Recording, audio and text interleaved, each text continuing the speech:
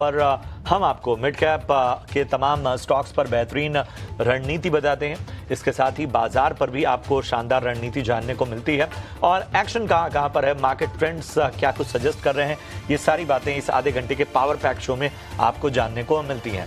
लेकिन सबसे पहले मिड कैप में एक्शन कहाँ है, धमाकेदार एक्शन कहाँ देखने को मिल रहा है, उस पर नजर डालते हैं। तो मिड कैप में आज अगर एक्शन को आप देखेंगे तो 3 धमाकेदार एक्शन वाले स्टॉक आपके स्क्रीन पर हम लेकर आते हैं। तो सबसे पहले ओला इलेक्ट्रिक। अब देखिए लगभग 9% का उछाल ओला इलेक्ट्रिक में इस वक्त देखने को मिल रहा है। जिस तरह से प्रोमोटर्स लगातार शेयर बेच रहे थे, 325 करोड़ तक की सेलिंग नजर आई, वो अब जो है सेलिंग रुक गई है और उसका इम्पैक्ट अब देखने को मिल रहा है। ओला इलेक्ट्रिक में 9% का जबरदस्त उछाल। BLS इंटरनेशनल, हाई कोर्ट ने MEA पर जो लगी रोक थी BLS इंटरनेशनल को लेकर वो हटा ली है और उस वजह से 5.5% चलता हुआ BLS का शेयर। वोडाफोन आइडिया, आपको बता दें कि लगभग 3% की तेजी हमें देखने को मिल रही है। सब्सिडरी ने 3300 करोड़ के NCDs नॉन कन्वर्टिबल डिबेंचर्स जारी किए हैं और इसकी वजह से आज वोडाफोन आइडिया के शेयर में भी तेजी हम देख पा रहे हैं। तो इन स्टॉक्स की तो हम चर्चा करेंगे ही, लेकिन जरा बाजार को अपने रडार पर लेकर आते हैं।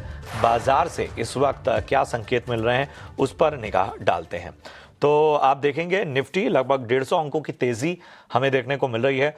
25,950 के पास इस वक्त निफ्टी। बैंक निफ्टी की अगर हम बात करें तो यहाँ भी हरे निशान में कारोबार होता हुआ और यहाँ आप देखेंगे तो यहाँ पर भी अच्छी तेजी, लगभग 150 अंक का मजबूत होता हुआ बैंक निफ्टी 59,000 के ऊपर इस वक्त कारोबार होता हुआ। अगर हम मिड कैप और स्मॉल कैप इंडेक्स की बात करें, ब्रॉडर मार्केट की बात करें, तो मिड कैप में लगभग 0.5% की मजबूती देखने को मिल रही है। स्मॉल कैप भी हरे निशान में, कल भी जिस तरह का बाजार था उसमें निफ्टी मिड कैप और स्मॉल कैप जो है वो हरे निशान में ही थे। स्मॉल कैप भी 0.5% से ज़्यादा मजबूत होता हुआ। अगर हम निफ्टी के टॉप गेनर्स की लिस्ट आपके सामने लाएं तो मैक्स हेल्थ लगभग 2% से ज़्यादा की तेज़ी, BEL भारत इलेक्ट्रॉनिक्स लिमिटेड लगभग 1.5% पौने 2% की मजबूती, इन्फोसिस 1.5% मजबूत होता हुआ, टाटा मोटर्स पैसेंजर व्हीकल ये भी 1.5% मजबूत होता हुआ, रिलायंस LNT आयशर मोटर्स जैसे स्टॉक्स में 1.25 से 1.5% की मजबूती देखने को मिल रही है।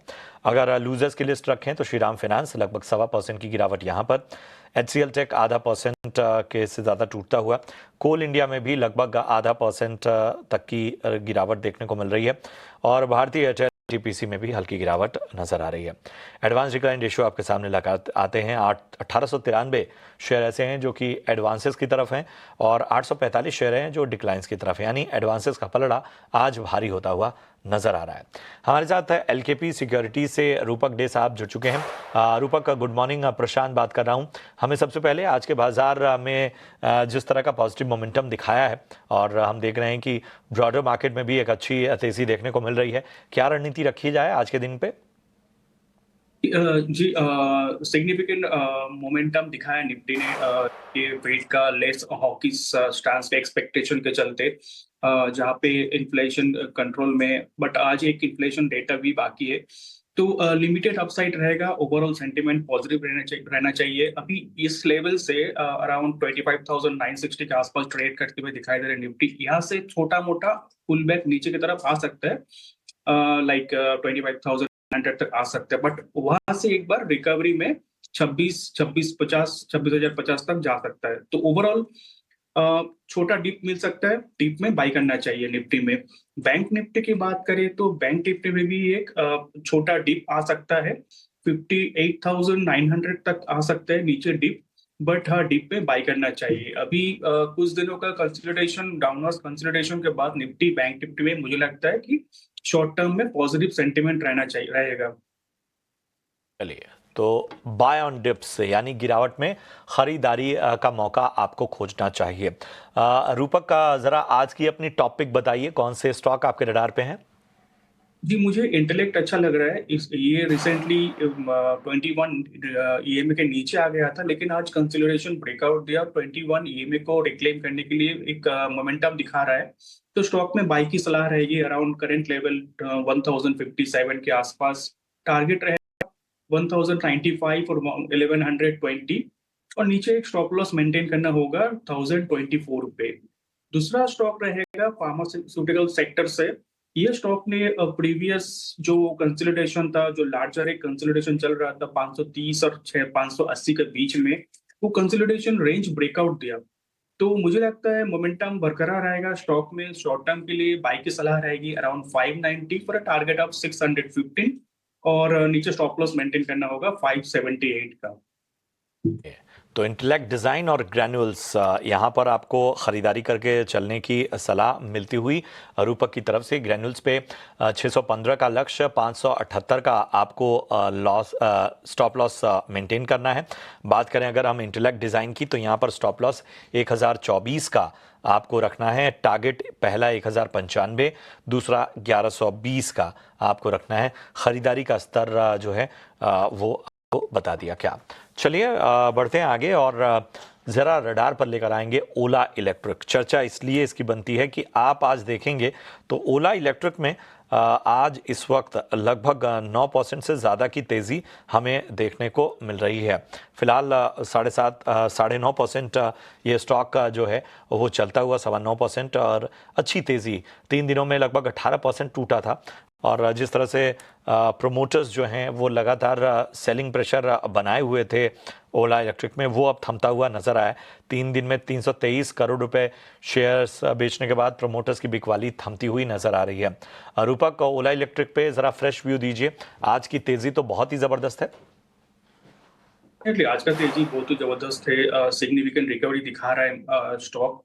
एक जो डाउनवर्ड ट्रेंड था उसका कंप्लीट तो रिवर्सल नहीं हुआ, but for the time being मुझे लगता है रिकवरी कंटिन्यूड रहेगा 1-2 दिन, और नीचे सपोर्ट हो जाएगा अभी 3150 का। तो 3150 का स्टॉप लॉस से स्टॉक को होल्ड करना चाहिए। हायर एंड पे 3770 38 का रेजिस्टेंस रहेगा। 38 का रेजिस्टेंस टूटा तो इसमें अच्छी खासी रिवर्सल आ सकता है, बट टिल देन मुझे लगता है छोटा मोटा एक पुल बैक आ सकता है टिल 38।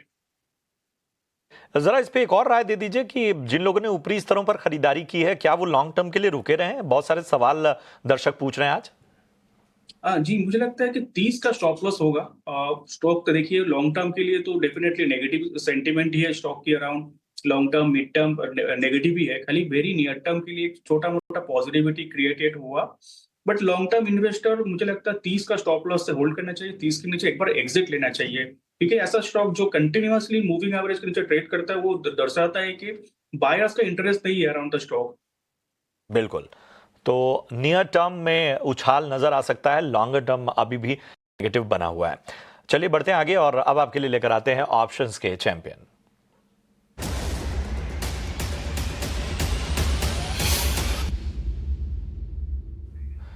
और हमारे साथ एंजल वन से ऑप्शंस की रणनीति बताने के लिए राजेश भोसले जुड़ चुके हैं। Rajesh ji, good morning. प्रशांत बात कर रहा हूं, बताइए आज ऑप्शन की रणनीति क्या है? जी नमस्कार प्रशांत जी, गुड मॉर्निंग। देखिए आज हैवीवेट काउंटर्स में काफी अच्छी बाइंग दिखाई दे रही है, एंड रिलायंस जो अपने 20 EMA पे बेस बना रहा था, आज एक रिजम्पशन ऑफ अपमूव दिखाई दे रहा है रेंज ब्रेकआउट के साथ। तो यहाँ पे 1570 का रिलायंस का कॉल ऑप्शन बाय करना है।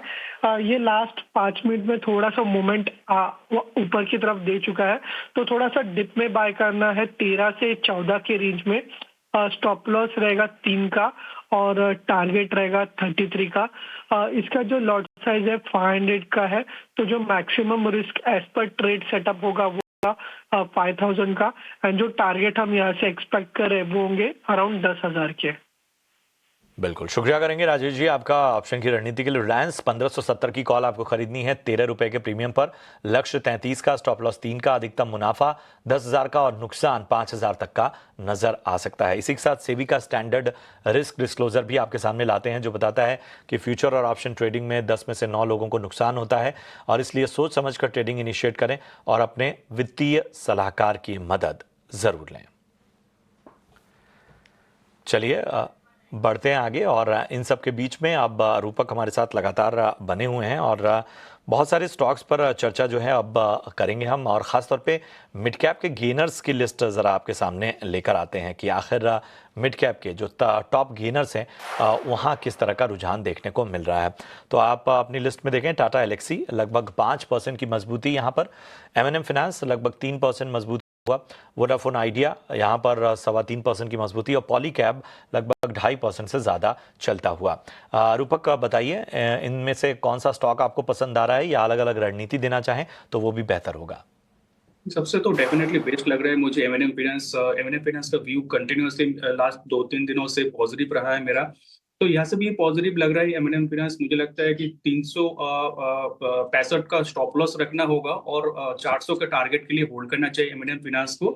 बट मुझे आज बहुत दिनों के बाद टाटा एलेक्सी अच्छा लगने लगा, तो क्योंकि स्टॉक में एक सिग्निफिकेंट ब्रेकआउट आया छोटा कंसोलिडेशन का, उसके बाद वॉल्यूम का सपोर्ट भी है स्टॉक को।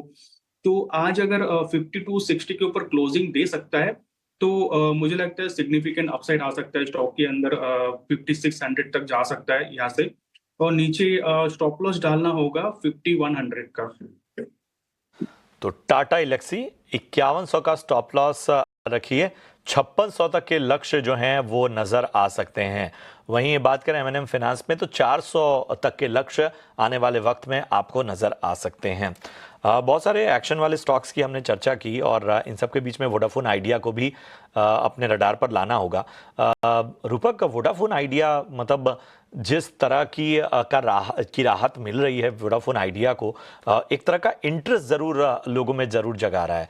हम देख रहे हैं कि आज भी 3% से ज़्यादा चल रहा है स्टॉक। हालांकि वोडाफोन आइडिया, यस बैंक, ये ऐसे स्टॉक्स रहे हैं जो कहीं ना कहीं एक दायरे में ही फंसते नज़र आते हैं और फिर से जो इनकी पुलबैक रैली भी आती है वो भी एक लिमिट से ज़्यादा नहीं जा पाती है। फिर भी आपको लगता है कि हाल फिलहाल जितनी डेवलपमेंट्स हैं वो थोड़ा इंटरेस्टिंग बना रही है वोडाफोन आइडिया को?